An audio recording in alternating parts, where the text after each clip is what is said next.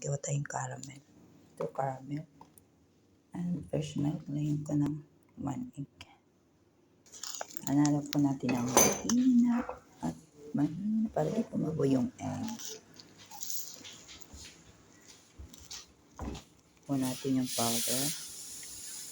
Balit 3 cups of milk, 1 cup of water. I add 1 spoon of sugar.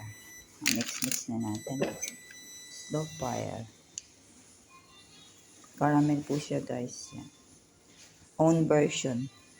Yan na siya guys. Small fire lang kanina. Pinakulan natin yung mixed water milk. Sabi natin itlog para hindi siya mabubo. Caramel. Hintayin natin mag-plain light yellow. Yung wala na yung bubo niya kasi luto na siya guys. Yan. Nilagay ko na rin yung syrup niya. Yan. Yung syrup po nandun sa paglalagyan natin na lunchbox. Luto na siya guys. So, slowly halo-haluin natin mahina. Ayan, tapos salain po natin siya. Yung syrup niya, babagsakin natin. Wait lang.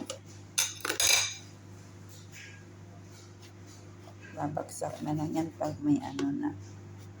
Lagay na yung finished product. Boiling na siya guys. Pwede nating patayin ang fire.